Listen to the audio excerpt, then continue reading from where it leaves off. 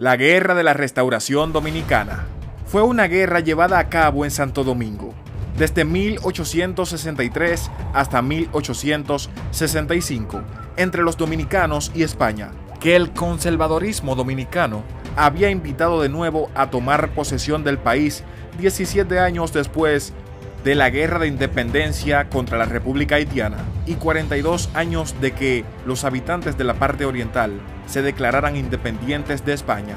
En 1861, el general Pedro Santana había arrebatado la presidencia a Ramón Buenaventura Báez, quien había quebrado la tesorería de la nación con grandes ganancias para sí mismo. Frente a una crisis económica, así como la posibilidad de un nuevo ataque de Haití, Santana pidió a España que retomara el control de su antigua posesión bajo la categoría de provincia, con tan solo 17 años de independencia. Al principio, la monarquía española estaba preocupada, pero con los Estados Unidos ocupados con su propia guerra civil e incapaces de imponer la doctrina Monroe, consideraba que había una oportunidad para reafirmar el control en América Latina. El 18 de marzo de 1861 se anunció la anexión y Santana se convirtió en el gobernador general de la recién creada jurisdicción. Sin embargo, este acto no fue bien recibido por todos. El 2 de mayo, el general José Contreras lideró una fallida rebelión y Francisco del Rosario Sánchez encabezó una invasión desde Haití, cuyo gobierno, aunque oficialmente neutral, le preocupaba que España afianzase su poder en la zona, pero fue capturado y ejecutado el 4 de julio de 1861. Eventualmente Santana renunciaría a su cargo en enero de 1862, tras sostener diferencias con las autoridades españolas en Cuba que limitaron su poder y que se destituyeron a sus amistades para colocar a peninsulares en los cargos de poder. La reina Isabel II le confirió el marquesado de las Carreras como compensación por sus servicios al reino.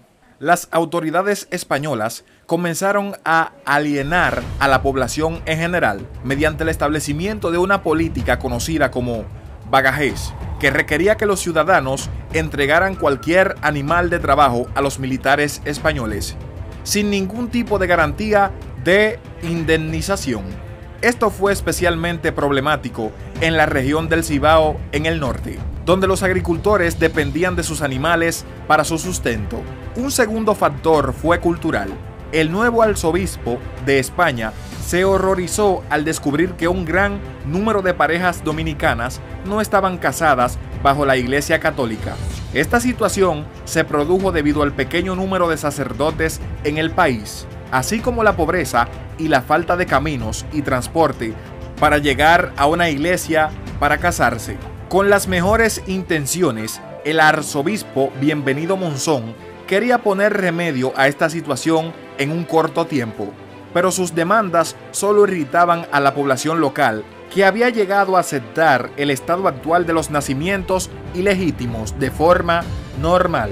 Económicamente, el nuevo gobierno también impuso aranceles más altos para los productos no españoles y los buques, y trató de establecer un monopolio sobre el tabaco, contrariando a las clases comerciantes también. A finales de 1862, los funcionarios españoles estaban empezando a temer la posibilidad de una rebelión en la región del Cibao. El sentimiento anti-español no era tan fuerte en el sur. Por último, había rumores de que España volvería a imponer la esclavitud y enviar a los dominicanos negros a Cuba y Puerto Rico. Mientras tanto, España había emitido una orden real en enero de 1862, declarando su intención de recuperar los territorios que Toussaint Louverture había tomado por Haití en 1794. En un intento de sofocar los disturbios en Dominicana, las tropas españolas habían desalojado a los haitianos que vivían en estas áreas a lo largo de la frontera haitiano-dominicana. El presidente haitiano, Fabre Gefrard, renunció a su posición de neutralidad y empezó a ayudar a los rebeldes dominicanos. El malestar general que existía en la ahora colonia de Santo Domingo ya era evidente en los meses de noviembre y diciembre de 1862, cuando los oficiales españoles presentían el estallido de una rebelión en breve plazo. El Cibao, según los informes, era la región más inclinada a una rebelión. El comandante Cayetano Velázquez, al mando de un grupo de 150 hombres, asaltó el pueblo de Neiva y tomaron cautivo al jefe militar del mismo, General Domingo La Sala, tomando municiones y armamento. Este movimiento estaba falto de preparación, lo que fue causa de su fracaso. El alcalde ordinario mandó arrestar al comandante Velázquez y sus hombres se rindieron sin poner resistencia alguna.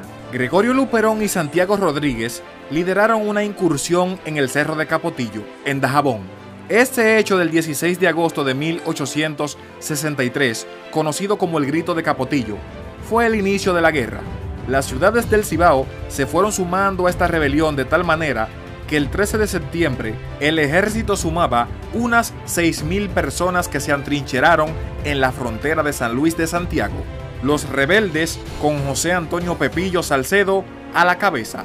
Después de varias batallas, el conflicto terminó con la victoria dominicana, debido a la retirada de las tropas españolas tras las Cortes ordenar su repliegue, debido a que los costes de la guerra eran muy altos y no necesitaban el territorio.